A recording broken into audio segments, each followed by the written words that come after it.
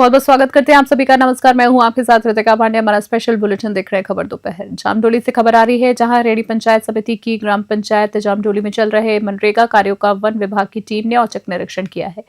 ये निरीक्षण मनरेगा कार्य एजेंसी ग्राम पंचायत के 2 कार्यस्थलों पर किया गया है। वन विभाग की टीम ने मौके पर पहुंचकर BSNL टावर के पास रामनगर जामडोली में चल रहे मनरेगा कार्य और आंगनबाड़ी के पास रामनगर में चल रहा जोहड़ खुदाई कार्य का जायजा लिया है। इस दौरान टीम में राजगढ़ रेंजर राहुल फौजदार, सदर फॉरेस्ट दिलीप और अन्य वनकर्मी मौजूद रहे हैं। वन विभाग ने मनरेगा कार्यों की स्थिति और नियमों का पालन और समीक्षा की है। जामडोली से ब्यूरो रिपोर्ट। श्रीकरणपुर से खबर देख रहे हैं, जहां श्री गुरु नानक देव जी की प्रकाशोत्सव के उपलक्ष्य में श्री अरूण वंश सनातन धर्म मंदिर द्वारा आयोजित प्रभात फेरी का समापन 4 नवंबर को हो गया।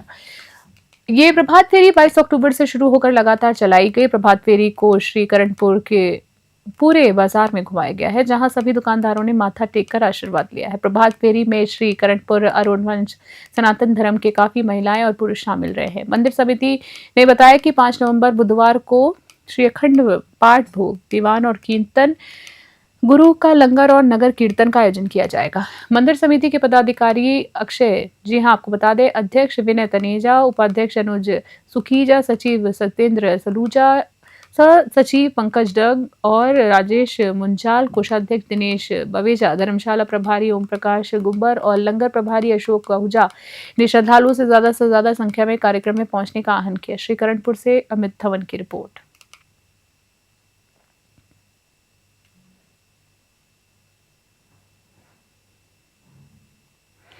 राजगढ़ से खबर देख रहे हैं बुलेटिन में, जहां बैकुंठ चतुर्दशी के पावन अवसर पर आज राजगढ़ कस्बे में बड़े ही धूमधाम से भक्तिभाव के साथ मनाया गया है। कस्बे के राधा गोविंद देव मंदिर में सुबह से ही श्रद्धालु की भारी भीड़ देखी गई।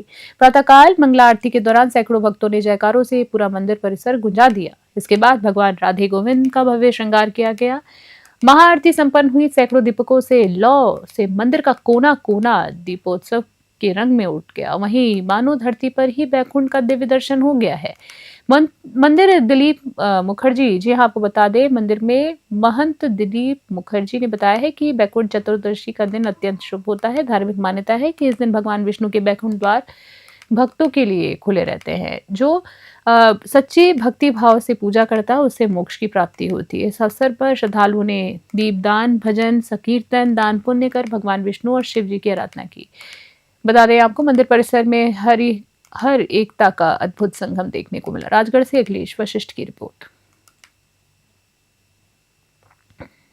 गोविंद देव जी महाराज राजगढ़ में आज कार्तिक मास का समापन हुआ, जिसमें सभी भक्तों ने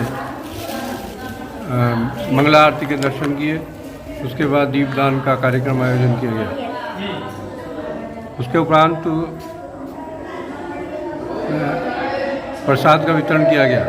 गोविंद देव जी महाराज राजगढ़ में आज कार्तिक मास का समापन हुआ, जिसमें सभी भक्तों ने मंगला आरती के दर्शन किए। उसके बाद दीपदान का कार्यक्रम आयोजन किया गया। उसके उपरांत प्रसाद का वितरण किया गया। गोविंद देव जी महाराज राजगढ़। अलवर से खबर देख रहे हैं बुलेटिन में, जहां कार्तिक पूर्णिमा के पावन पर्व पर अलवर शहर में महिलाओं ने उत्साह और भक्तिभाव के साथ दीपदान किया है। हिंदू धर्म में अत्यंत महत्वपूर्ण माने जाने वाले इस दिन में महिलाओं ने भगवान विष्णु और शिव जी की पूजा अर्चना की है और दीपदान कर अपने परिवार तथा स्वयं के लिए आध्यात्मिक शांति और पुण्य की कामना की है। महिलाओं ने बताया है कि कार्तिक पूर्णिमा पर दीपदान करने से जी हाँ, आध्यात्मिक शांति और पुण्य की प्राप्ति भी होती है। ये अनुष्ठान उनके जीवन में सुख और समृद्धि लाने में मदद करता है। इसके अलावा दीपदान करने से उन्हें अपने पूर्वजों की आत्मा की शांति के लिए प्रार्थना करने का अवसर भी मिलता है। आज के दिन दीपदान करने के लिए महिलाओं ने पुष्कर सरोवर घाट, मंदिरों और घरों में दीप जलाए हैं और भगवान की पूजा की है। ये महत्वपूर्ण धार्मिक अनुष्ठान महिलाओं को अपने धर्म और संस्कृति से भी जोड़ता है। अलवर से प्रदीप गोयल की रिपोर्ट।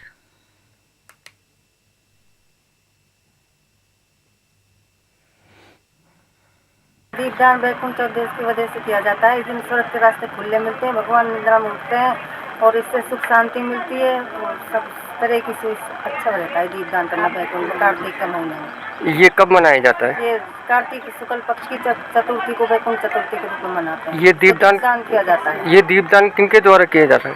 इनके द्वारा किया अपना सुहागन स्त्री करती बोल ये जो आज दीपदान किया जा रहा है किस उपलक्ष्य में किया जा रहा है, इसका क्या महत्व और ये कब किया जाता है? ये कार्तिक के महीने में किया जाता है, शुक्ल पक्ष बैकुंठ चौदस वाले दिन। और ये किनके द्वारा किया जाता है? मैं बताऊं, हट जाओ। यहाँ पे दीपदान करने आई है, जो कि कार्तिक आज बैकुंठ चतुर्दशी है। इस दिन दीपदान किया जाता है। ये क्या है कि भगवान विष्णु और शिव दोनों का एक साथ मिलन हुआ था। भगवान शिव ने विष्णु भगवान से स्वर्ग जाने का मार्ग पूछा था, इसलिए इसे बैकुंठ चतुर्दशी कहते हैं। आज के दिन जिसका देवसान होता है वह सीधे बैकुंठ धाम को पधारता है, इसीलिए इस दिन की देव दिवाली भी कहते हैं। अपना नाम? मेरा नाम प्रीति सोनी।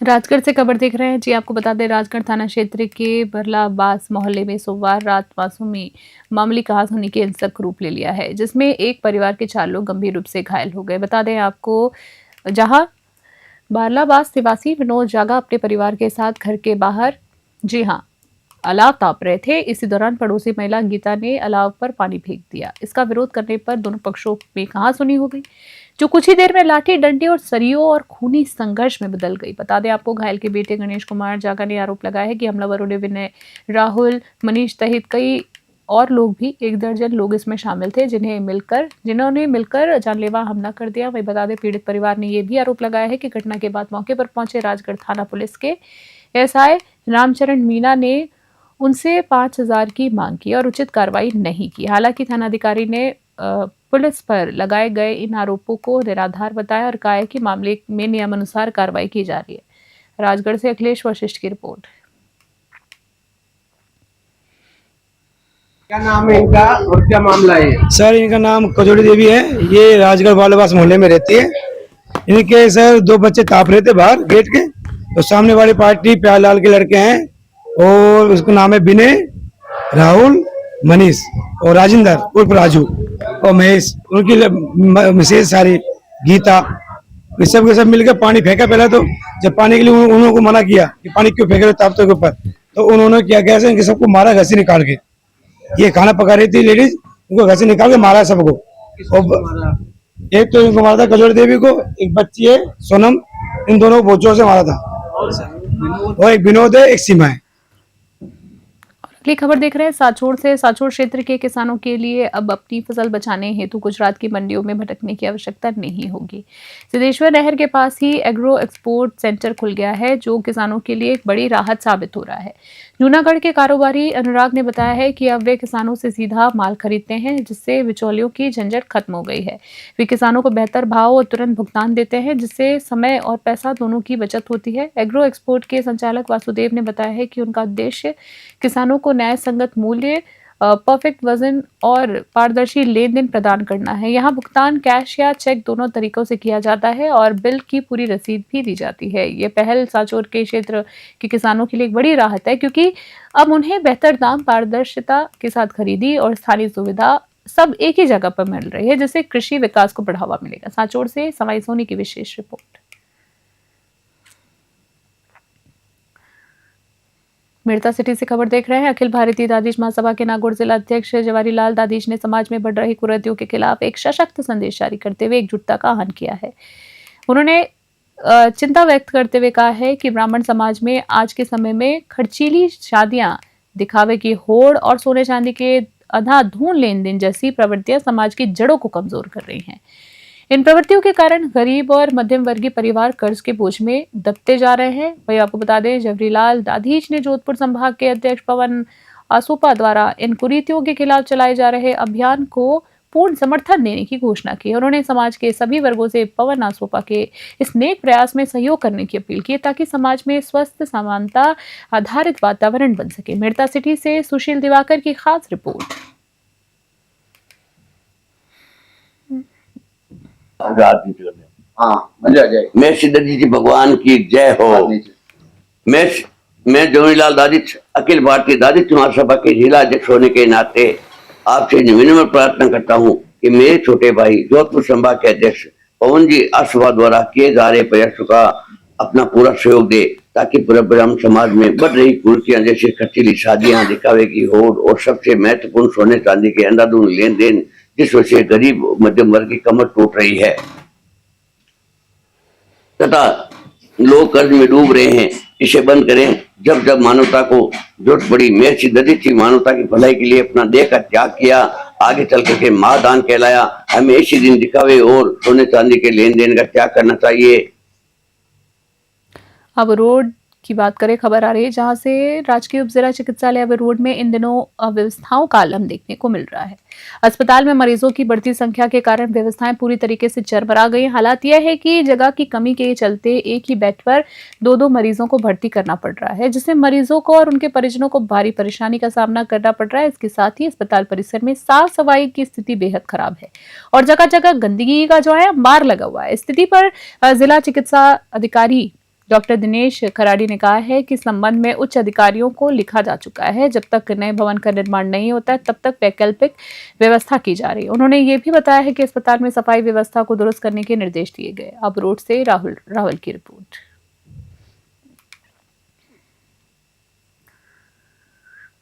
आहोर से खबर देख रहे हैं। आहोर उपखंड क्षेत्र के राजकीय उच्च माध्यमिक विद्यालय मालगढ़ में शिक्षकों की कमी को लेकर छात्रों के साथ ग्रामीणों ने स्कूल के मुख्य गेट पर ताला लगाकर तालाबंदी कर दी।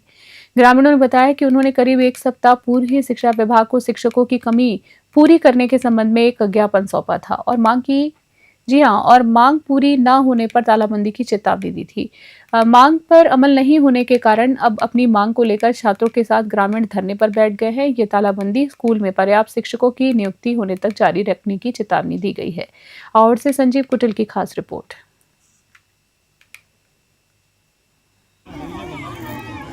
आज मालगढ़ के सब ग्रामवासियों के साथ यहाँ हम स्कूल के आगे बैठे हैं। काफ़ी लंबे समय से ग्रामवासियों की मांग है कि स्कूल में 300 का नामांकन होने के बावजूद भी हमने शिक्षा विभाग को भी ज्ञापन दिया, जनप्रतिनिधियों को ज्ञापन दिया, बाकी किसी ने सुनवाई नहीं की। तो आज ग्रामवासियों ने आक्रोशित होकर स्कूल की तालाबंदी कर ली।